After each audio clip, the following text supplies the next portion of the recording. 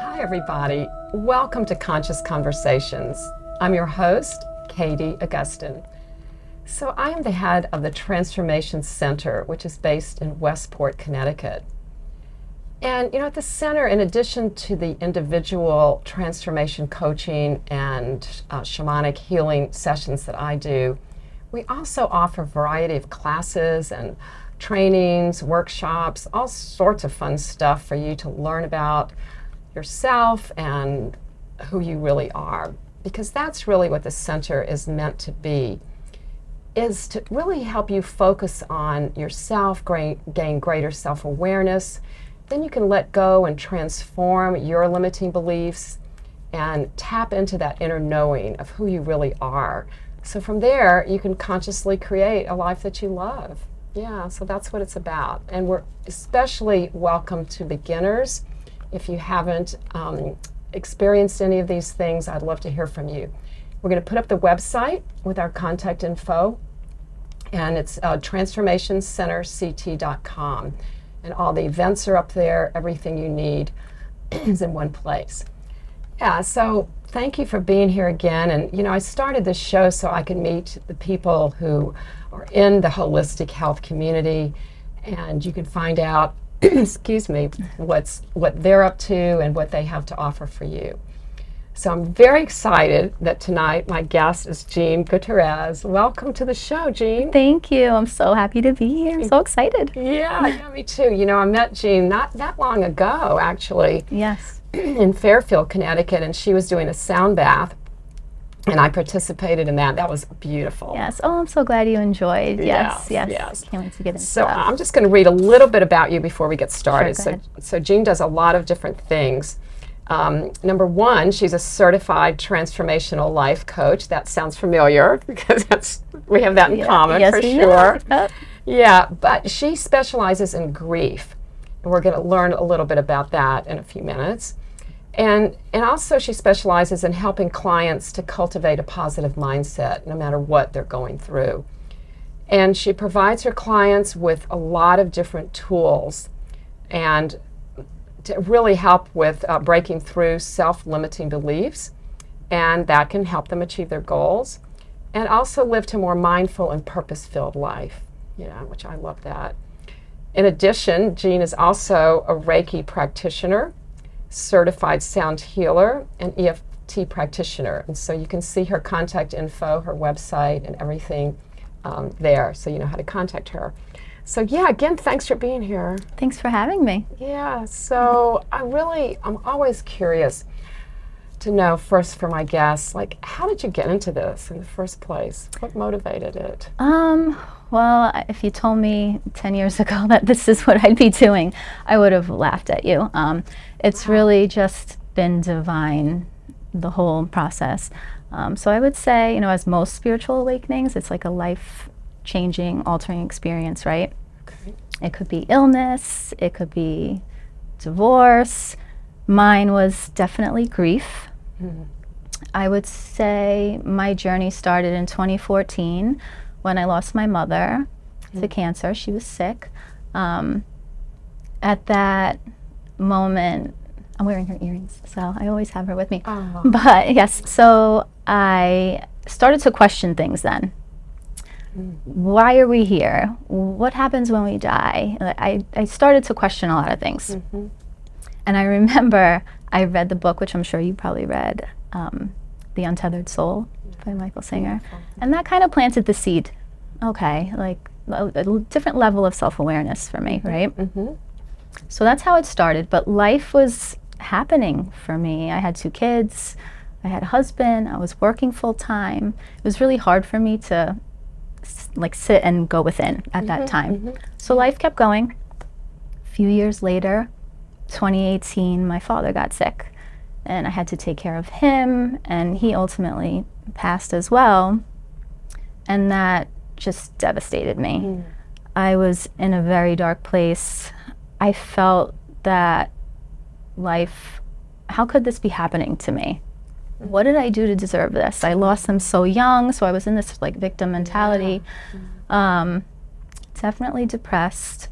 And that's when I started to question some more, right? Where do we go when we die? You know, I felt like my childhood died as well. Like a part of me just, you know, so I had this shift, you know, something has to be more. I was searching for more answers. Right, like something was missing. Yeah. Yeah. And I'm sure a lot of people go through that when they lose someone. We want answers. We don't want to just hear, oh, they're in heaven or they're somewhere else. They're always watching you. I needed answers, right? Okay, yeah. So shortly after that, and again, life kept going. I had a husband, I had 2 kids.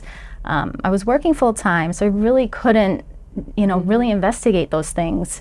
And then the universe just has a funny way, you know, if it, you know, the universe whispers until it screams. That was exactly what had happened to me. Just a year after my father passed was when my husband passed away unexpectedly. Oh, wow. And that really brought me to my knees. And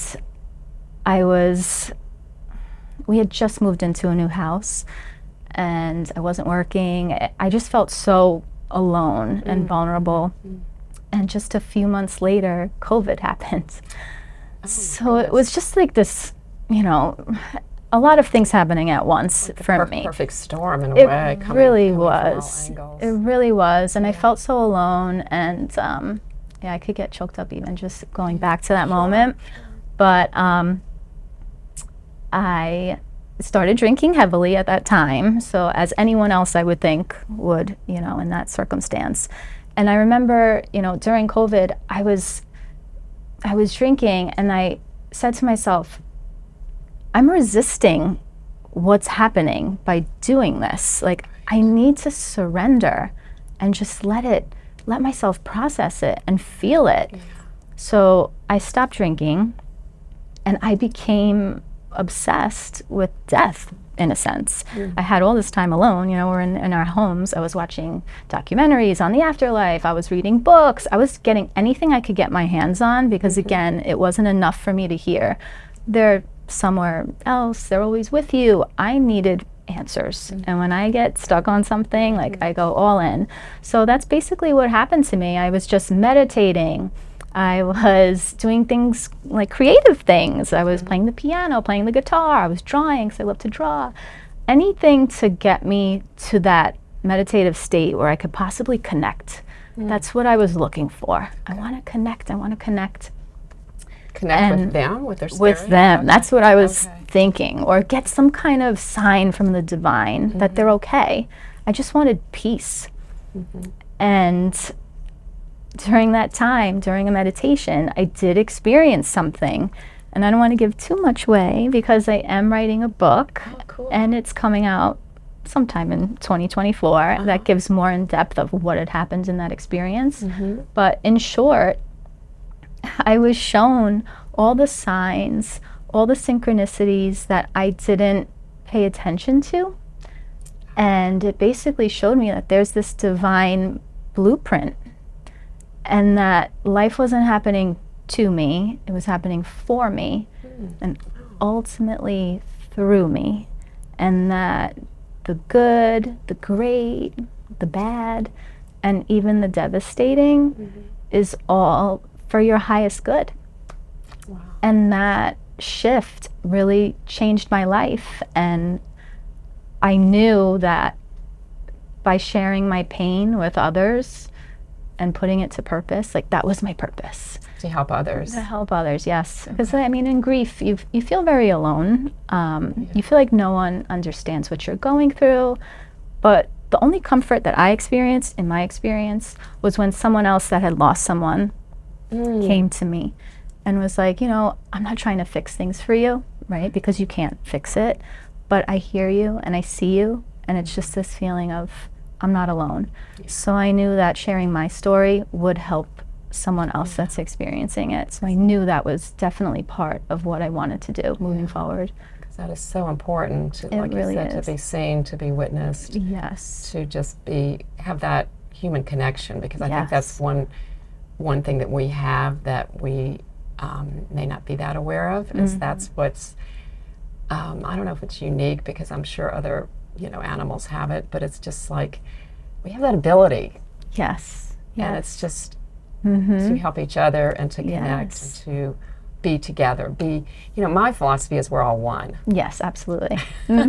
I know. So it goes beyond being connected because we're all one. Yes, yes. But I think we forget that. Oh, we absolutely do. So to be reminded and to feel that, it's definitely an important part of my journey and what I realized and during my shift. So that's how I ended up in here and in all of this. I mean, it's, I mean, I'm sorry you had to go through that, because I know it was painful. I can just feel it in your being. It's still there. Yes. Oh, it's always going to be there. But honestly, if I could go back and have the choice, and know all the pain I would have went through, I still would do it again. It's just it's brought me to a different level of self-awareness and empathy for others and compassion, and I really wouldn't trade it for anything. I know it was difficult, but it's part of my journey. It's part of my story. Yeah, yeah.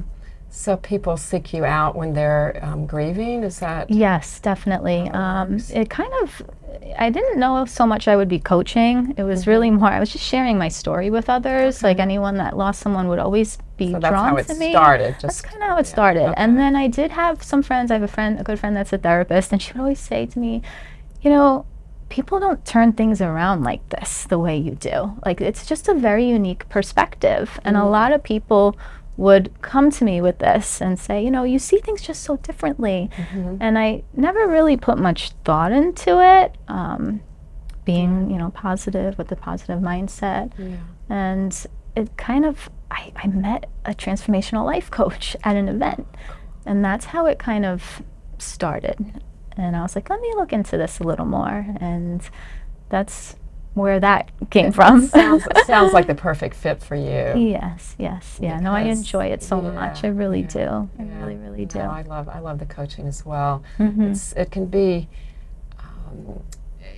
like for people that haven't really looked inside before. It's a way, like holding up a little bit of a mirror so they can start to see the beauty. Because I look at everybody and I see love. And so we can hold that up to people and let them see it, right? See themselves that way. Yes, and to see the beauty of what they're going through, even if it's bad. What's the lesson in it? What am I learning from this? As opposed to, this is happening to me, I'm suffering, I'm a victim. I love to shift people from that victim mentality to being empowered. It's a rewarding feeling for me. I love that. Yeah, no, I agree with you. And coaches are different than therapists. Yes. Right? What is your take on that? I'd like to hear it. So, I mean, we both don't tell them what to do per se. I like to think of it as we don't really go so much into the trauma. It's more about the future and how we're going to move forward, right? Is that how you take it today? Yeah. That's what I, Yeah, we don't need to know the past so much. We may dip into it a little bit. But I mean, if they talk about it, that's fine. But it's more about being present and moving forward. Yes, and becoming more empowered. Absolutely. Yeah, and using the empowering questions. So like you said, we don't tell anybody what to do or even suggest what to do. Right. It's more about having them discover what's available to them. Absolutely, yes. And I love to go over just, self-limiting beliefs and how you may be self-sabotaging. I have little quizzes that I go over with them as far as like if you're hypervigilant or people-pleasing, and we can work through that as well. And once you become aware, that's the first step, right? Right, because all of those things, it's like what's underneath it is fear. Yes. Unrecognized fear. Yes. That need to control or be hypervigilant or whatever you want to call it. And then when you start to discover that there's a part of you that needs healing, from something, whatever it was, whatever it is, whatever made you afraid. Right. We keep going and going. But I mean, I even find that with the sound baths as well. Oh yeah. Sometimes emotions will come up. Old memories come to the surface. So it's removing, any stagnant energy, and yeah, I love to witness that as well when people have a shift during a sound bath. So do you do private sessions or group I or combo? I do. Yes, I love it. I mean, it's interesting how I even got into sound healing as well, because How did that in my happen? in my normal job, normal life, I'm a sonographer. I do ultrasound, and that's working with frequencies. So I feel like I've always just been drawn to healing frequencies. So that's how I ended up with sound baths. A friend of mine approached me and she was like, "You want to go to this training?" And I was like, "Sure, why not?" And I loved it. I absolutely loved it. It's so healing. And yes, I do classes at yoga studios. I also do privates. I do it a lot with my Reiki clients as well. You incorporate it into I do. your Reiki sessions? Yes, I absolutely That's do. awesome. Yeah, so Yeah, I would love the love to. combo. You know, I think I discovered the sound healing maybe 3 years ago, something like that. And just, I'm sort of addicted to going to sound yes, sound sound baths. baths are having their moment right now. You know, the Hummingbird Healing Center downtown Yes, Westport. yes, absolutely. She offers something almost every Sunday. Ooh, I haven't been there yet. I need to last go. Sunday. Oh, okay. Yeah, and you know the one that you do at Yes, Yoga for yes. Everybody, and Yes. but I thought, you know, and I've hosted sound baths in my backyard. Yes. You know, because we have that labyrinth back there. And some people have asked me, well, why don't you learn to do it yourself? You know, become a sound practitioner. I'm like, no, I'd rather other people come and do it. Well, you could have it for yourself, just to do for yourself. Well, I have, you know, I have some little bowls, but Yes. I know. I think I might have to just get one and Yeah, it's great. learn I to mean, do even it. just playing them in the space, I'm always playing healing frequencies in my home. So it just raises the vibration of your home. yeah. And that's, you know, the sound bowls do the same thing. So when you, how do you become certified in it? Like It was an all-day course. Yeah, it was an all-day course.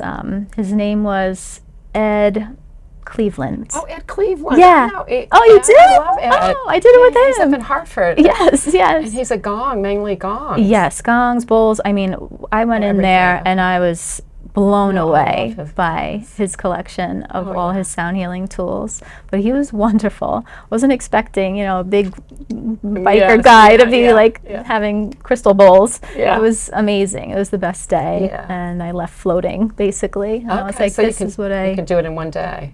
Oh yes, it was all day. But yes, you're Intense. floating home the whole way. It was wonderful. Yeah, he's great. And then you had to buy all of your bowls, obviously. Yes, then I had to get all the That's an bowls. investment. I'm still working on it. There's one that I'm looking at right now. That's pretty amazing. But yeah, all the money I make, I put right back into it. I have a little addiction, but that's okay. Yeah, it's great. So do you have anything coming up? I actually have something tonight. So I also do some manifesting with the full moon and releasing, and it's a full moon today. That's right. That's right. Well, Or it was last night. Yeah. Last night. So we're doing a release, a releasing ritual, and then it goes into a sound bath. And that's at House of Hush in Greenwich. Oh, okay. So I'm out of there as well. It's a beautiful space. I'll have to check it out. Yeah, you'll have to check it out. They have the salt caves, they have meditation pods, they have chakra beds. So I do a lot of Reiki clients in the chakra bed as well. Okay. Yeah, it's a beautiful space. They have amazing I'm not things. familiar with that. Yeah, you'll have to check it out. Come check me out. And do you have a location in Fairfield as well, or is that? Nope, I'm just private, and Yoga for Everybody's kind of my home base. And yeah, I'll kind of hop around different yoga studios, wherever's needed. And obviously at the Transformation Center. Yeah. Right. We're gonna do something soon. I'm not sure what. That'd be great. I would love that. Tuned. Yeah. We'll definitely get something going because I really would love to do that. Yeah. So it's been a journey. I've definitely learned so much about myself, and I feel like this is part of the divine blueprint. It's all part of it. Even the book, when I share, I'm really excited about that because it really goes into depth about all the signs that kind of you don't realize until you look back, right? And then you're kind of like, wow, I didn't notice that. I didn't see that. There is some kind of divine, like I'm divinely protected always and guided. We all are. But it's nice to have that reaffirming, like, okay, right, the this confirmation. is a purpose. Yes, this pain is not for nothing. And Yeah. So that'll be really Interesting book. So what, does it have a title yet? The Woke Widow. The book. Oh, well, that's your website. That's my website and my name. Yes, yes.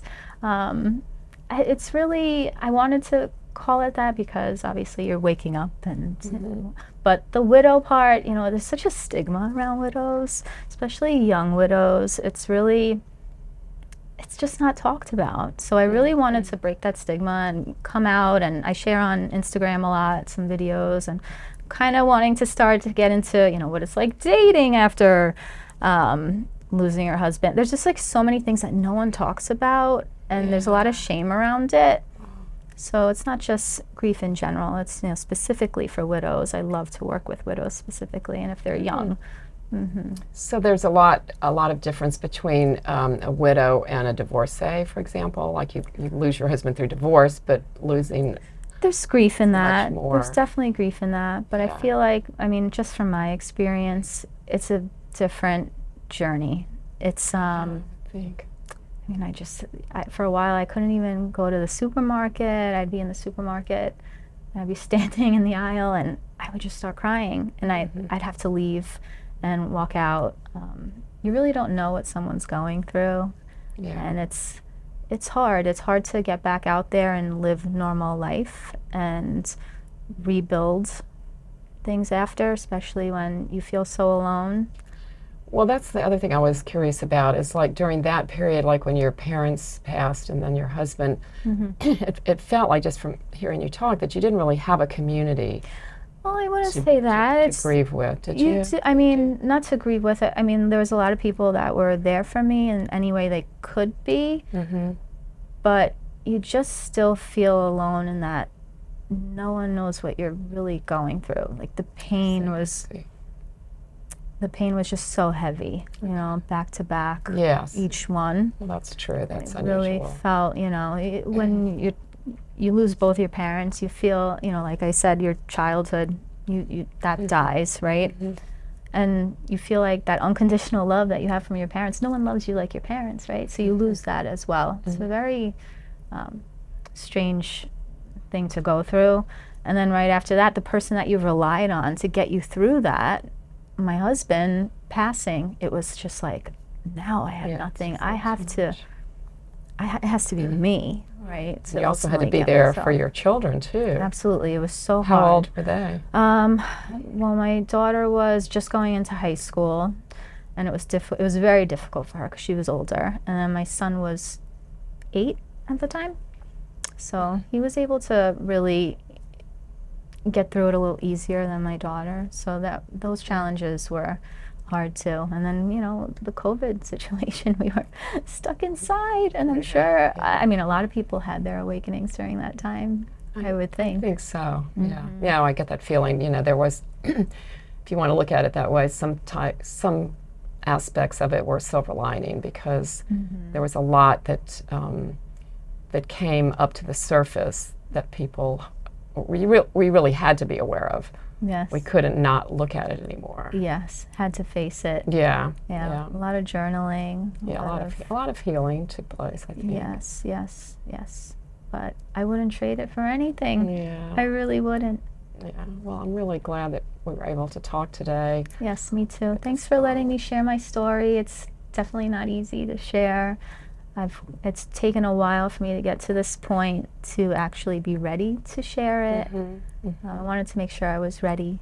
Yeah, and my kids and family. But it's time to help heal others from my pain and experience. So it's beautiful. I appreciate you for having me on here. I really do. Well, thanks for being here, Jean. I'm glad you were able to come, and we'll be in touch and hopefully partner up with a few things. Yes, you're so lovely. Thank you. Yeah. All right, and thanks to our audience for being here today, and thanks to the Westport Library, Verso Studios, for hosting us, as always. All right, take care, namaste, bye-bye.